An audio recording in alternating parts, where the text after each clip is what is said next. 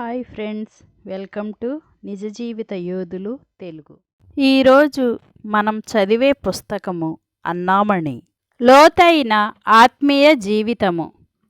ఇప్పుడు doctor read Ireland దేశమును విడిచి కెనడా దేశమునకు పోవాలని నిశ్చయించుకొనెను.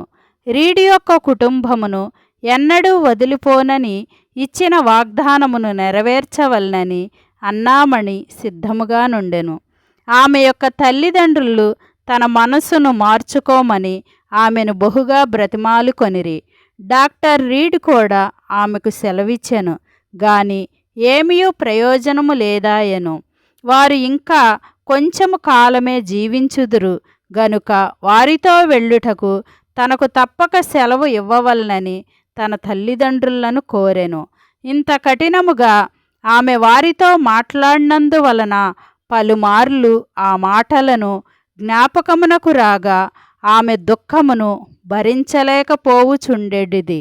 అట్లాంటిక్ మహాసముద్ర ప్రయాణము 7 వారములై ఉండగా ఆ సమయమున అన్నామణి అనారోగ్యముగానున్న 3 కుటుంబముల వారికి సేవ చేయుచుండెను.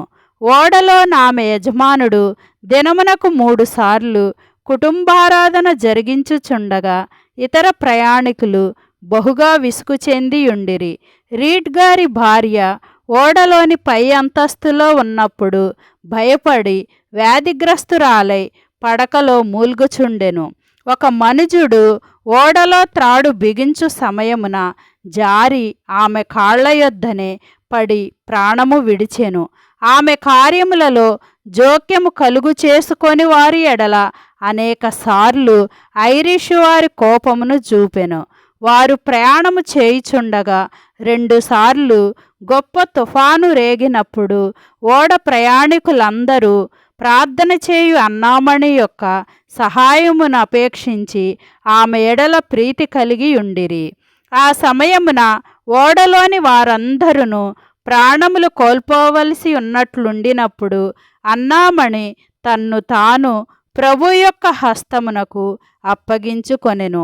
అపాయము వచ్చినప్పుడు నేర్చుకున్న భక్తి కొద్ది కాలములోనే అంతరించిపోవును.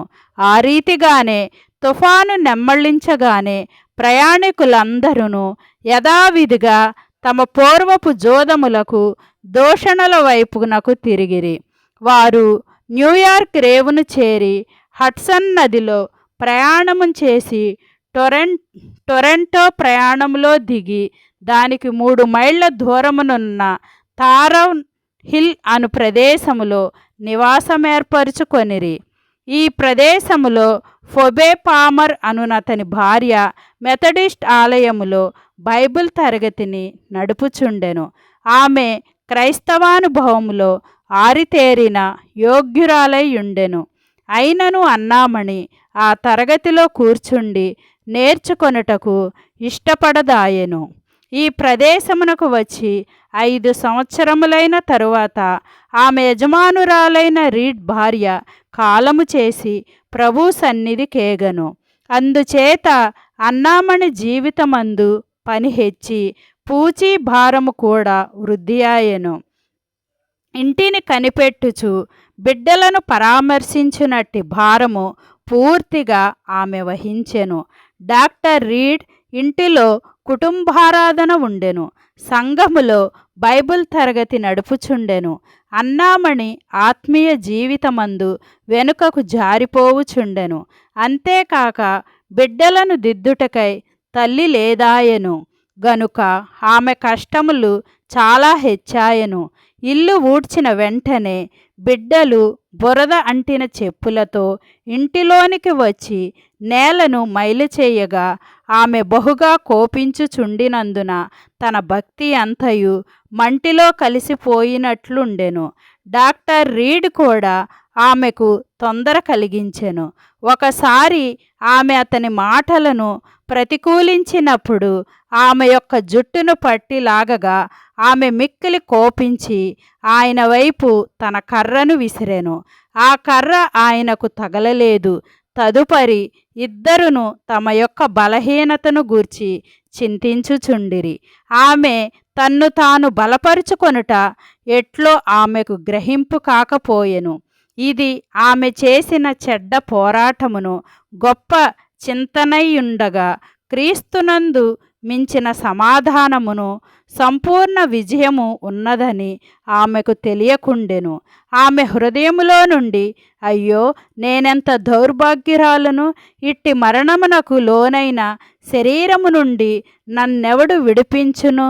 మన ప్రభువైన యేసుక్రీస్తు ద్వారా దేవునికి కృతజ్ఞతాస్థుతులు చెల్లించుచున్నాను అనునట్టి ప్రలాపము వచ్చు వరకు ఈమె జీవితమందు ఇట్టి పరిస్థితులు కలుగుటకు దేవుడు సెలవిచ్చెను.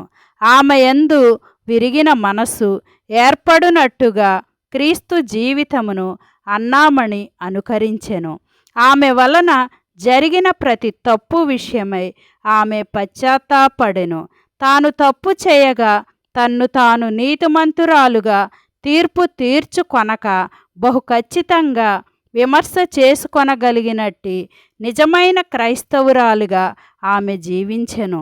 పరిశుద్ధపరచబడిన స్థితి అని కొందరు పిలుచునట్టి ఆత్మీయ అనుభవం ఒకటి ఉన్నదని అన్నామణికి తెలియకుండెను. జీవము మాత్రమే గాక సమృద్ధి అయిన జీవమునిచ్చుటకు క్రీస్తు ప్రభువు వచ్చెను.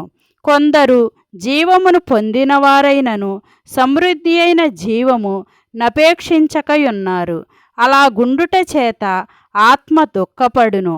రక్షింపబడినప్పుడు పొందిన ఆత్మ వారిని వదిలిపోవును.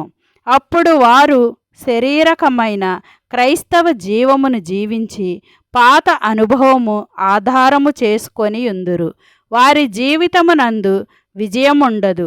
ఇట్టి ఆత్మీయ స్థితి అపాయకరమైనది.